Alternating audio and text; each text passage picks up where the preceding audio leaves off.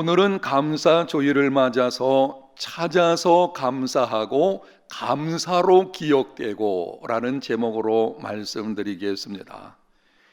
인생을 살다 보게 되면은 감사하기 힘든 경우들이 많이 있습니다. 고난이 계속되어지고 끝이 보이지 않을 때, 눈에 넣어도 아프지 않을 사랑하는 자녀를 하나님께서 먼저 불러 가실 때, 코로나19라고 하는 예기치 않은 전염병으로 인해서 경제적인 상황이 곤두박질 칠 때, 갑자기 암병이라고 하는 기막힌 질병이 내게 찾아왔을 때, 이럴 때는 참으로 감사하기가 쉽지 않습니다. 그럼에도 하나님께서는 데살로니가 교회에 보내는 바울의 서신을 통해 이렇게 명령하십니다. 항상 기뻐하라, 쉬지 말고 기도하라, 범사에 감사하라. 이것이 그리스도 예수 안에서 너희를 향하신 하나님의 뜻이니라. 당시 데살로니가 교회 성도들은 예수님을 믿는 믿음 때문에 환난과 역경 중에 있었습니다. 예수님 믿는 믿음을 지키려고 하다가 가정에서 따돌림을 당했습니다. 사업상의 불이익을 당했습니다. 사람들로부터 비난과 멸시를 당하고 심지어는 육체적인 위협을 당하기까지도 했습니다. 감사하기 힘든 상황입니다. 그런데 하나님께서 그들을 향해서 말씀하시기를 범사에 감사하라, 모든 상황에서 감사하라. 지금 너희들이 처한 그 기막힌 상황 중에서도 감사하라고 말씀하십니다. 하나님은 우리가 깨어지기 쉬운 존재임을 아십니다. 기막힌 고난의 고통이 찾아왔을 때에 감사하기 힘든 연약한 존재임을 알고 계십니다. 상황을 이겨내고 감사하기까지는 상당한 시간이 필요하다는 것도 알고 계십니다. 기막힌 고난이 찾아올 때에 감사하기가 어렵죠. 시간이 필요하죠. 그 시간이 필요한 것, 우리는 그런 존재라는 것을 하나님은 알고 계십니다. 그럼에도 범사에 감사하라고 명령하시는 데는 충분한 이유가 있습니다. 그 이유가 무엇인지를 유명한 스펄전 목사님이 이렇게 말했습니다. 불행할 때 감사하면 불행이 끝나고 형통할 때 감사하면 계속 형통이 찾아온다. 평생 동안 잊지 말 것을 여러분에게 권면하면서 영상에 기록되어진 이 말씀을 함께 읽어보겠습니다. 불행할 때 감사하면 불행이 끝나고 형통할 때 감사하면 계속 형통이 찾아온다. 하나님은 당신의 자녀들이 행복한 삶을 살기를 원하십니다. 행복은 감사하는 마음에서 시작됩니다. 감사하는 만큼 행복은 찾아옵니다. 감사 지수가 높으면 높을수록 행복 지수도 높아지게 됩니다. 하나님은 감사하는 자에게 은혜를 베풀어 주십니다. 그러므로 불행할 때 감사하면 불행이 끝나고 형통할 때 감사하면 계속 형통이 찾아옵니다. 행복한 인생이 되기를 원하십니까? 범사에 감사하십시오. 그럼 감사하기 힘든 상황에서 어떻게 감사할 수 있습니까? 기막힌 상황에서도 어떤 형편이 있든지 감사하라. 어떻게 우리가 이런 감사 생활을 할 수 있겠습니까? 그럼에도 불구하고 감사할 것을 찾아서 감사해야 합니다. 오늘 본문 3절에 이렇게 기록을 합니다. 내가 너희를 생각할 때마다 나의 하나님께 감사하며. 바울은 빌립보 교회 성도들을 생각할 때마다 하나님께 감사했습니다. 어쩌다가 감사한 것이 아니고 생각할 때마다 하나님께 감사를 했습니다. 그들이 완벽한 사람들이었기 때문이 아니었습니다. 당시 빌립보 교회는 율법주의와 반율법주의의 위협을 받고 있었습니다. 외부적인 측면에서의 위협인 것이죠. 율법주의도 잘못된 것이고 반율법주의도 잘못된 것입니다. 그런데 그런 위협이 빌립보 교회에 있었다고 하는 것입니다. 교회 안에서는 이기적인 야망을 가지고 다툼이나 허용으로 행하는 사람들로 있었습니다. 그 중심에 유오디아와 순두계라고 하는 불화를 일으키는 두 명의 여성도들이 있었습니다. 그럼에도 바울은 편지하기를 이런저런 외부적인 위협도 있었고 교회 안에서도 이런저런 문제가 있었음에도 불구하고 바울은 편지할 때에 내가 너희를 생각할 때마다 하나님께 감사한다. 여러분 어떻게 그럴 수 있습니까? 바울은 빌립보 교회 안에 있는 불평거리들을 찾은 것이 아니고 감사할 것을 찾아서 감사하는 것입니다. 본문 5절에 보면 바울은 빌립보 교회 성도들이 복음을 위한 일에 참여하는 것을 보고 감사했습니다.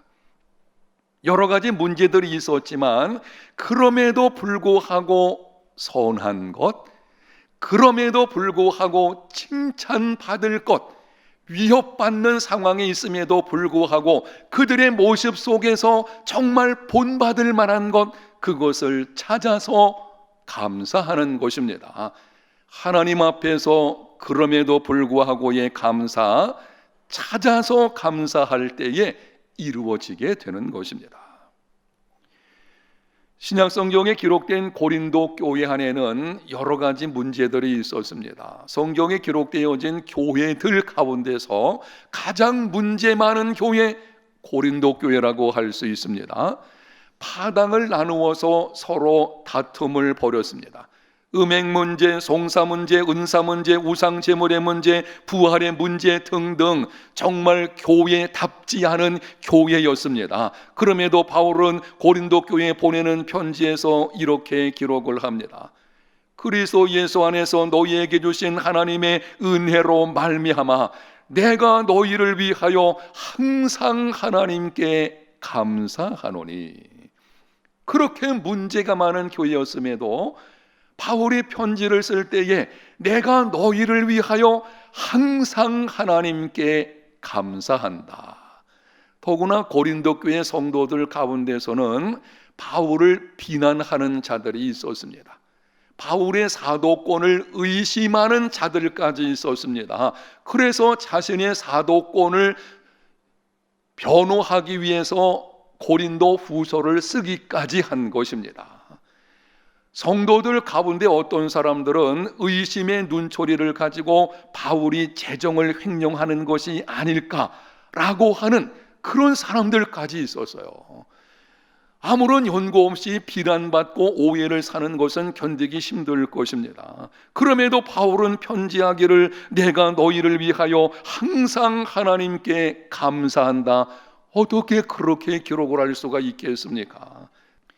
그들이 가지고 있는 여러 가지 문제점들을 주목한다면 감사하기 힘들겠죠. 그러나 그 이면에 그럼에도 불구하고 하나님의 은혜가 그들 가운데 있는 것, 그것을 찾아서 바울이 감사하는 것입니다. 본문 6절에는 이렇게 말씀을 합니다. 너희 안에서 착한 일을 시작하신 이가 그리스도 예수의 날까지 이루실 줄을 우리는 확신하노라.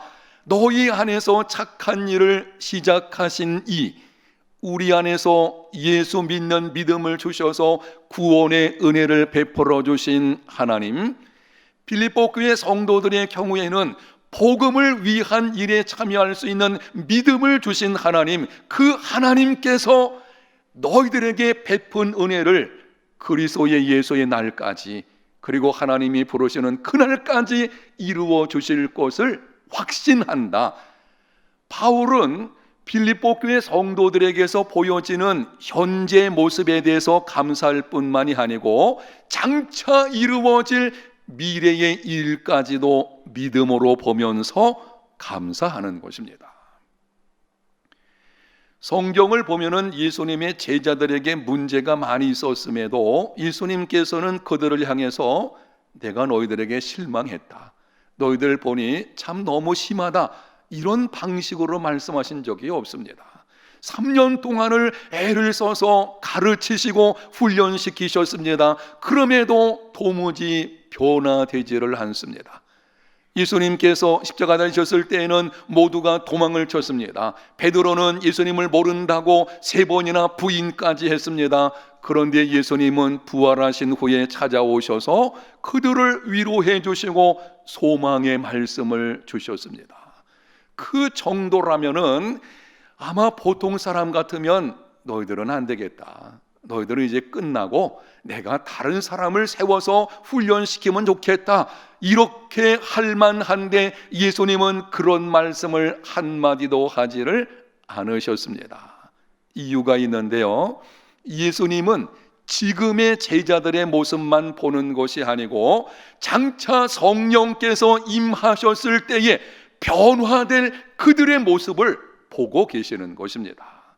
지금 내가 가르치는 것 아직까지 깨닫지 못하지만 성령께서 임하실 때에 깨닫게 될 것이고, 지금은 미숙한 가운데 있지만 성령의 능력으로 말미암아 장차 변화될 것이고, 바로 그 모습을 바라보고 계시는 것입니다.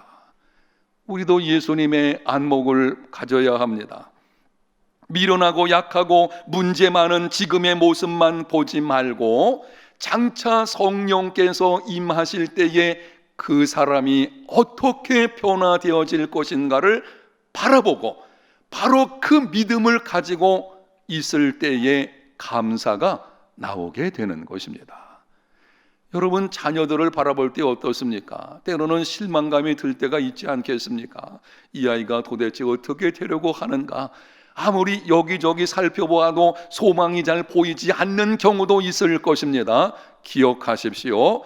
그 아이가 예수 믿는 믿음만 있다면 그 아이 속에 선한 일을 시작하신 하나님께서 그리스도 예수의 날까지 반드시 이루어 주실 것입니다.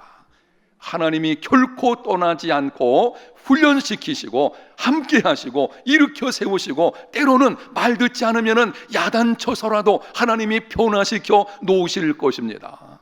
성령께서 우리 자녀들 삶 속에 역사했을 때에 어떻게 변화되었을까, 그 모습을 바라볼 때에 거기서 진정한 감사, 그럼에도 불구하고의 감사가 나오게 되는 것입니다. 사랑하는 성도 여러분, 여러분은 자신의 인생을 어떻게 생각하십니까?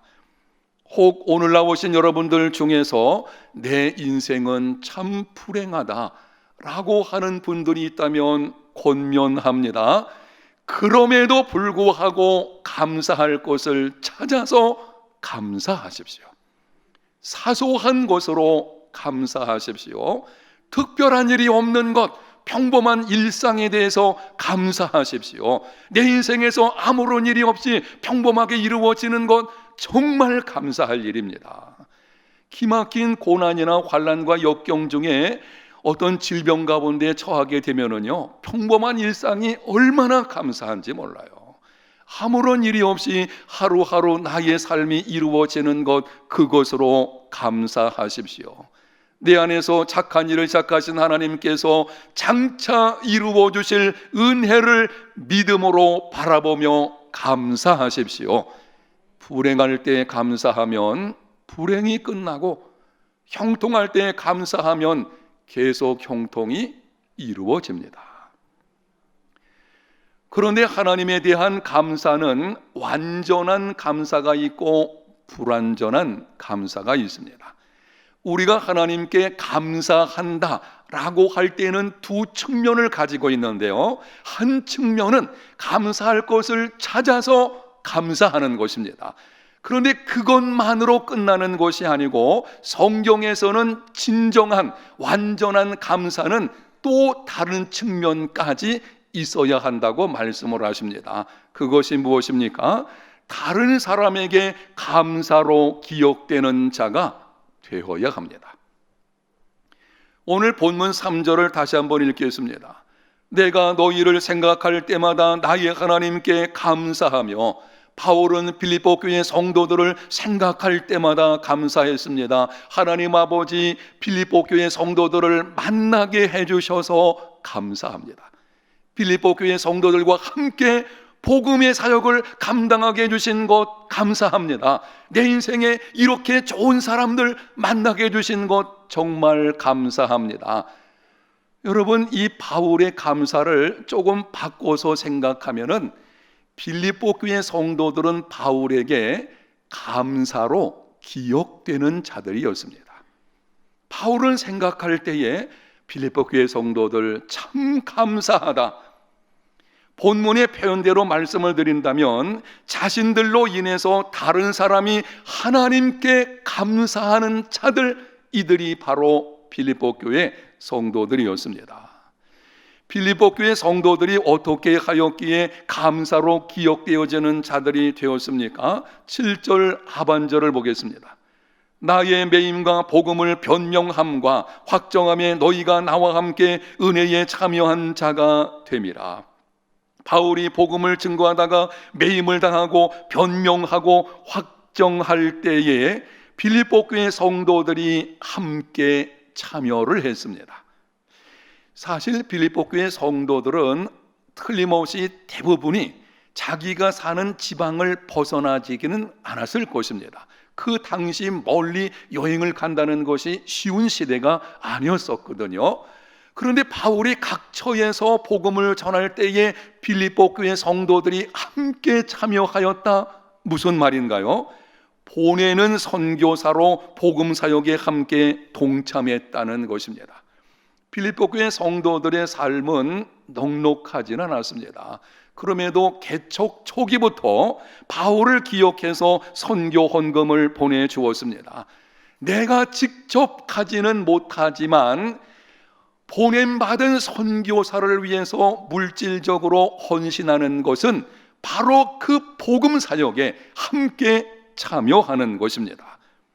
특별히 바울이 로마 감옥에 갇혀 있을 때에 에바브라 디도 편으로 빌립보 교회 성도들이 생활비를 보내어 주었습니다. 바울이 감옥에 갇히게 되어지자 그동안 함께 하자고 했던 사람들이 한 사람 두 사람 떠나가기를 시작을 했습니다. 그러나 빌립보 교회 성도들은 바울을 기억하고 물질로 후원을 했습니다. 어려울 때 친구가 되어 주었습니다. 다른 사람이 등을 돌렸을 때에 후원자가 되어 주었습니다. 이러한 모습을 보고 바울이 말하는 것입니다. 내가 너희를 생각할 때마다 나의 하나님께 감사한다. 한 번은 영국의 어떤 출판사가 친구에 대하여 가장 적절한 정의를 내린 사람에게 상을 주겠다고 광고를 했습니다. 많은 사람들이 공모를 했습니다. 친구란 이런 것이다. 그 공모들 가운데서 1등한 공모는 이것입니다. 온 세상이 나의 곁을 떠났을 때 나를 찾아오는 사람, 그게 친구라는 것입니다. 어려운 일을 만나면 지금까지 가까이 지냈던 사람들이 하나 둘씩 떠나게 됩니다. 그게 세상의 모습입니다. 잘 나갈 때에는 찾아와서 함께 하자고 하죠. 마치 자기 속에 있는 모든 것을 다 빼어줄 것처럼 함께 하자고 말을 했다가는 어려움이 계속되어지고 가진 것이 없게 되면 한 사람 두 사람 떠나가기를 시작합니다. 그런데 그때 찾아오는 사람, 내가 힘들 때에 정말 곤경 가운데 아무것도 없는 그 상황에 있을 때 찾아오는 사람, 이런 사람이 진정한 친구이고 그런 사람이 감사로 기억되는 것입니다. 신명기 16장을 보게 되면은 구약성경입니다. 구약성경 신명기 16장을 보게 되면은 감사절의 정신에 관해서 하나님께서 말씀을 하십니다. 거기 감사절에 관해서 두 가지를 말씀을 하는데요. 하나는 77절, 맥추절이라고도 하고 우리가 지키는 맥추감사주일입니다. 다른 한 가지는 수장절, 우리가 지키는 추수감사절과 관련된 것입니다. 이 두 가지 절기를 반드시 지킬 것을 하나님께서 말씀을 하시면서 여러 가지 말씀들을 주시는데요, 그 내용을 보게 되면 두 가지 공통된 것이 있어요. 절기 두 개에 하나님께서 이 말씀은 똑같이 주시는 것이 있는데, 한 가지는 빈손으로 내게 오지 말고 자원하는 예물을 드리라 라고 하는 것이고, 다른 한 가지는 신명기 16장 14절에 이렇게 기록을 합니다. 절기를 지킬 때에는 너와 네 자녀와 노비와 네 성중에 거주하는 레위인과 객과 고아와 과부가 함께 즐거워하라. 여기 기록되어진 사람들의 공통점은 누군가의 도움이 필요한 사람들입니다. 어린 자녀들, 부모의 도움 없이는 살아갈 수 없습니다. 노비, 아무런 권리가 없는 자들입니다. 성중에 거하는 레위인, 기업이 없는 자들입니다. 객은 고향을 떠나서 타지에 있는 도움이 필요한 사람들입니다. 고아와 과부는 힘없고 소외된 자들의 대명사입니다. 이러한 자들과 함께 즐거워하는 절기가 감사절입니다. 하나님께 감사한다. 우리가 입술을 열어서, 그리고 하나님의 주신 것들 중에 일부를 하나님께 드리며 감사할 뿐만이 아니라 또 한 측면이 남아 있어요. 그거는 우리의 도움이 필요한 사람들, 그들과 함께 나누면서 즐거워하는 삶이 되어야 합니다. 우리가 하나님께로부터 받은 은혜를 다른 사람에게 흘려보내야 합니다. 내가 받은 은혜를 흘려보내지 않으면 그 은혜는 썩게 됩니다. 여러분 명심하십시오. 내가 하나님께로부터 풍성한 은혜를 받았어요. 그 은혜를 이웃에게 흘려보내면 더 풍성한 은혜의 삶이 이루어지게 됩니다. 아멘. 그런데 만약 하나님의 은혜를 나만을 위해서 사용하기 위해서 쌓아놓게 되면 필경 그것은 썩게 됩니다. 하나님께서 내게 재물을 얻을 능력을 주심으로 재물을 얻게 하시고, 배움의 기회를 주심으로 지식을 얻게 하시고, 기회의 문을 열어주심으로 좋은 직장에 다니게 하시고, 사업의 문을 열어주심으로 성공하게 하신 것은 나만을 위한 삶을 살라고 하신 것이 아닙니다. 우리는 은혜의 저장고가 아니고 은혜의 통로가 되어야 합니다. 1년 동안 하나님께서 지켜주신 것, 이만하게 살아가게 하신 것, 때를 따라 필요한 것으로 공급해 주신 것, 하나님의 은혜가 크죠. 그 큰 은혜가 가난하고 소외되고 고통 중에 있는 사람들에게 흘러가게 하는, 바로 이것이 진정한 감사 생활이 되는 것입니다. 사랑하는 성도 여러분, 지금 여러분은 다른 사람에게 감사로 기억되는 삶이 되고 있습니까? 누군가가 여러분을 생각할 때에 그분 참 감사하다. 그 집사님, 그 권사님, 그 목사님, 그 장로님 정말 감사하다. 다른 사람이 입을 열어서 정말 나에 대해서 감사하는 이런 삶이 되고 있습니까? 누군가에게 감사로 기억되는 삶이 되고 있다면 성공하는 인생을 사는 것입니다. 그러나 많은 재물을 가지고 권세를 가지고 있다고 할지라도 누군가에게 별로 보고 싶지 않은 사람, 이런 사람이 있겠느냐마는 주변을 둘러보게 되면은 없지 않아 있죠. 그런 인생이 되어지면은 그거는 성공하는 인생이라고 할 수가 없을 것입니다. 오늘 감사주일에 하나님께서 말씀을 하십니다. 찾아서 감사하라. 그리고 감사로 기억되는 자가 되라. 이러한 믿음의 사람, 우리 해운대 제1교회 모든 성도들, 저와 여러분들이 다 되시기를 예수님 이름으로 축복합니다.